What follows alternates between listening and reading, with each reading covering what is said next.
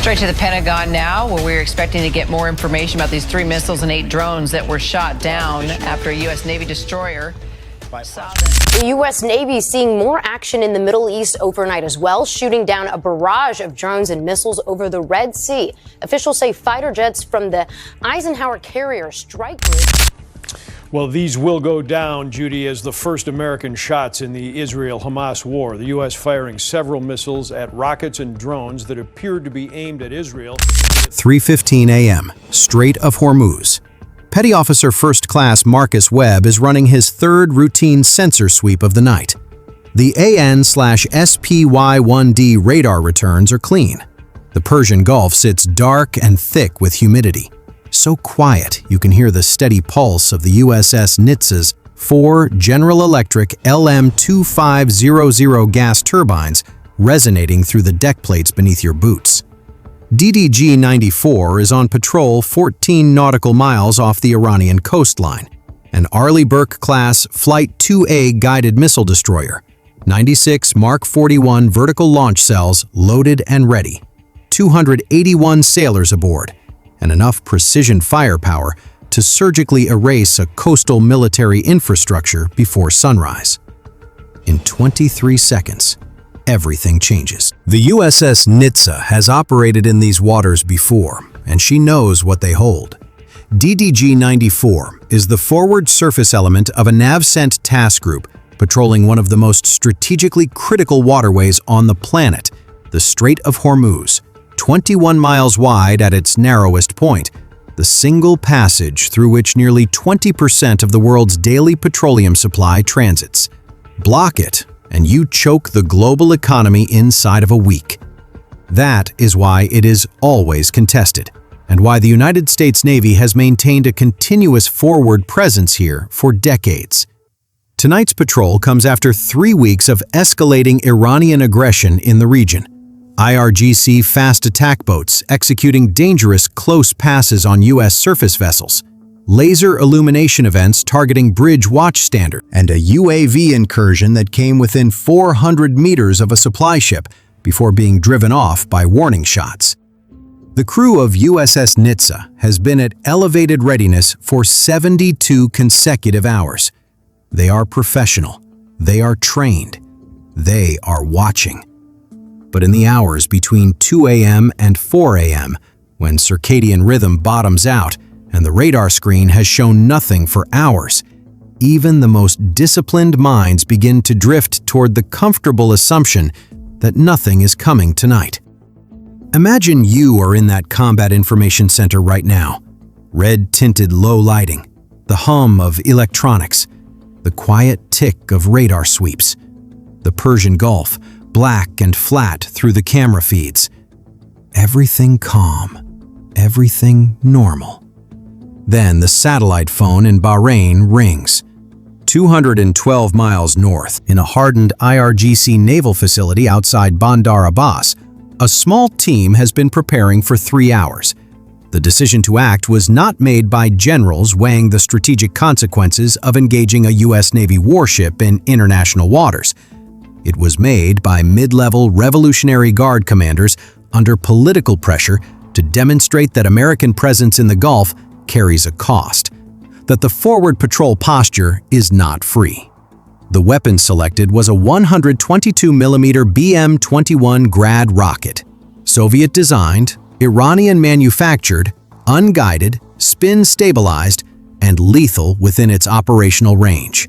Unit cost? $500.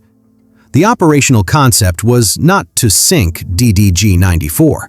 The concept was to detonate close enough to cause panic, close enough to film from shore, close enough to broadcast as proof that the U.S. Navy flinches. They had run similar operations before.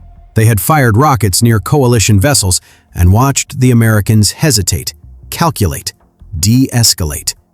They believed the calculus would hold tonight. They were making the most expensive assumption of their careers, that no one was watching from above. Here is what they did not account for. The launch crew operated from a concealed coastal revetment, certain their radar and thermal signature was masked by terrain. They had not calculated for a Defense Support Program satellite, DSP Block 14, sitting in geosynchronous orbit at 35,786 kilometers directly overhead. At 3:15:02 a.m., the satellite's infrared sensor array detected the bloom of the Grad rocket motor ignition.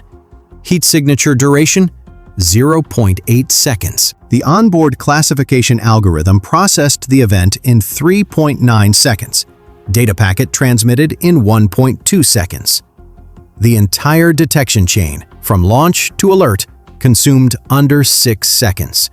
The IRGC team believed they were invisible. What they were in reality was the most clearly illuminated target in the northern Persian Gulf. At 3:15:07 a.m., the alert reaches USS Nitze's Aegis combat system simultaneously with NavCent headquarters in Manama and the E-2D Advanced Hawkeye orbiting northeast of the strait at 25,000 feet. The AN/SPY-1D phased array radar, 4 fixed antenna faces processing 1 million pulse repetitions per second across a full 360-degree sphere, acquires the inbound round within 1.3 seconds of alert receipt. Track established, trajectory calculated, intercept geometry solved. You are in that combat information center right now. The tactical action officer's voice cuts through the compartment. Vampire, Vampire, Vampire. Single round, low ballistic, bearing 237. Time to impact, 11 seconds. 11 seconds. Every sailor on that ship, 281 of them, many on their first deployment, each with families waiting at home, snaps to battle station. The commanding officer is on the line, damage control is activated, and the Phalanx Block 1B close-in weapon system, a fully autonomous 20mm M61A1 Vulcan Gatling cannon capable of 4,500 rounds per minute, rotates 47 degrees to the threat bearing, and opens fire without waiting for a human command.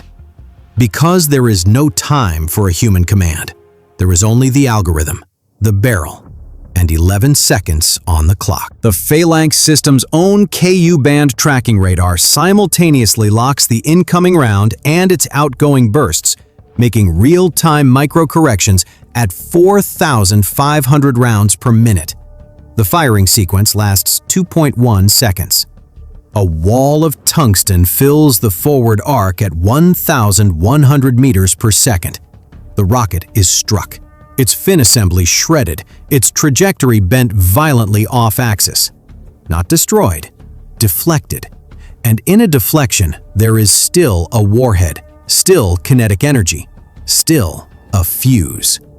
At 3:15:22 a.m., the 122mm Iranian rocket strikes the forward deck of the USS Nitze. The warhead detonates against the port-side sensor housing cluster forward of the Mark 45 5-inch gun mount. The explosion tears through a communications equipment rack and an adjacent gear locker. Deck plating buckles across a 6-foot radius. The Mark 41 VLS cells, 4 feet aft of the blast point, remain structurally intact. The bridge takes no direct hit. 3 sailors in the forward berthing passageway sustained concussive blast injuries. No penetrating trauma, no fatalities. But one of them, a 22-year-old fire controlman from Pensacola, Florida, on his first overseas deployment, will spend the next 4 hours in the ship's medical bay asking the corpsman if his hearing will come back. It will. He is lucky. They all are. But luck is not doctrine. And what just happened? A United States Navy warship struck by hostile fire in international waters is not a political gray zone requiring careful messaging. It is an act of war, and the United States Navy has a very specific answer already prepared. At 3:15:31 a.m., 9 seconds after detonation, the commanding officer transmits flash priority traffic to NavCent and U.S. 5th Fleet. The message is 4 words: engaged, struck, awaiting orders. In Bahrain, the NavCent commander reviews a targeting package that naval intelligence built 3 weeks ago. validated 2 weeks ago, and loaded into strike planning databases last Thursday. The package covers every IRGC coastal threat node along the northern Hormuz approach, rocket storage depots, radar installations, fast attack boat infrastructure, command nodes. Pre-delegated execute authority has already been approved at the appropriate command level. This is not a decision requiring a phone call to Washington.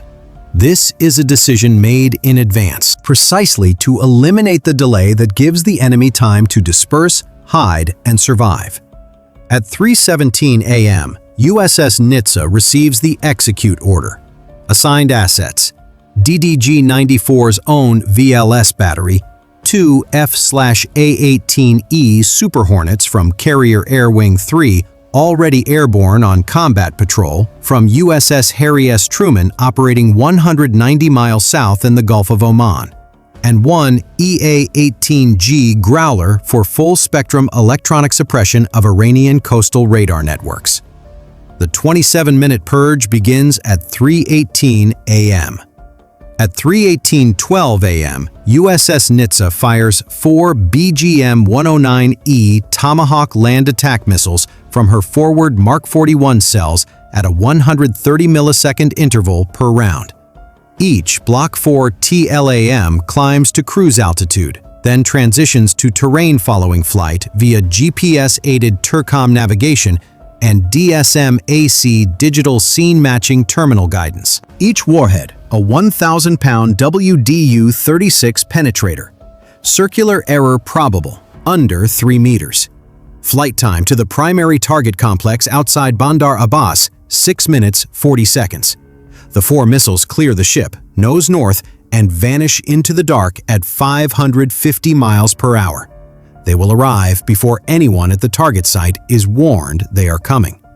Simultaneously, the EA-18G Growler, call sign Sabre 31, activates its AN/ALQ-99 tactical jamming pods, saturating the 8 to 18 GHz frequency bands used by Iranian Thales TRS-2215 coastal surveillance radars. The effect is immediate and total. Across 3 radar sites along the northern Hormuz approach, signal-to-noise ratios collapse below operational threshold. Operators staring at their screens see white static where targeting data should be. They're blind. They cannot classify inbound threats. They cannot vector interceptors. They cannot warn the facilities that are already burning in 6 minutes and 40 seconds. At 3:21 a.m., Cutlass 11 and Cutlass 12, the 2 Super Hornets from Carrier Air Wing 3, reach the engagement corridor at 420 knots and 18,000 feet.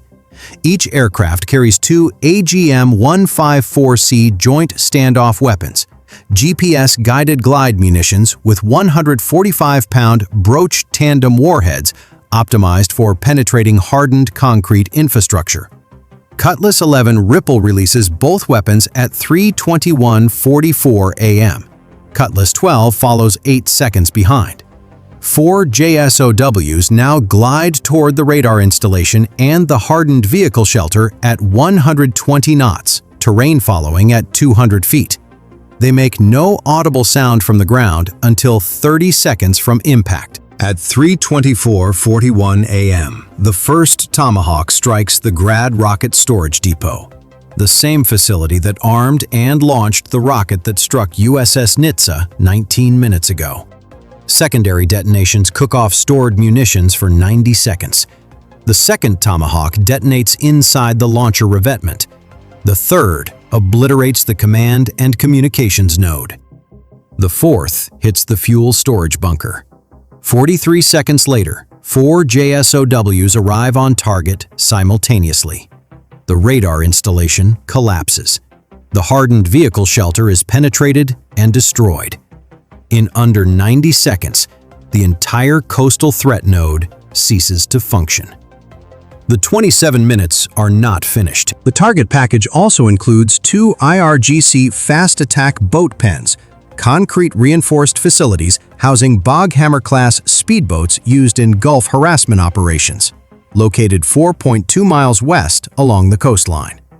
USS Nitze fires 2 additional Tomahawks from her aft VLS battery at 3:22 a.m. Both impact at 3:29 a.m. Both pens structurally collapse.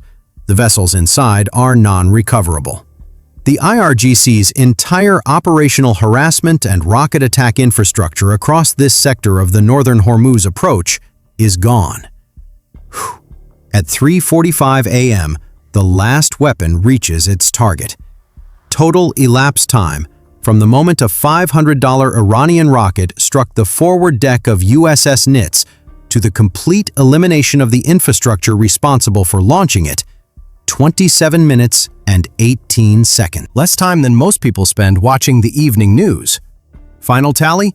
One 122mm Grad rocket launched by the IRGC. 1 struck DDG-94. 3 U.S. sailors with concussive injuries. 0 killed. Response? 6 BGM-109E Tomahawk LAMs expended.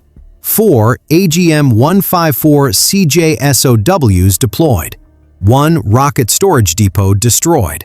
1 launch revetment demolished. 1 command node neutralized. 1 radar installation permanently collapsed. 2 fast attack boat pens eliminated. Kill chain severed. Reload cycle broken. Sustainment strangled. The IRGC's offensive coastal capability along the northern Hormuz approach, years of construction, investment, and positioning, erased in the same window of time it takes most people to eat lunch. Here is what this 27-minute sequence reveals about the actual calculus of asymmetric naval conflict. The cheap provocation, the $500 rocket, the deniable coastal launch, the strike calibrated for humiliation rather than destruction, is a documented IRGC operational tactic, and it consistently miscalculates one variable: response architecture. The DSP satellite network, the Aegis acquisition chain, the pre-delegated execute authority, the standing carrier air wing already airborne, none of these assets scrambled in reaction to the attack. They were pre-positioned solutions waiting for exactly this problem to arrive. 3 sailors got concussions. They walked away. But consider what the IRGC commanders triggered with $500.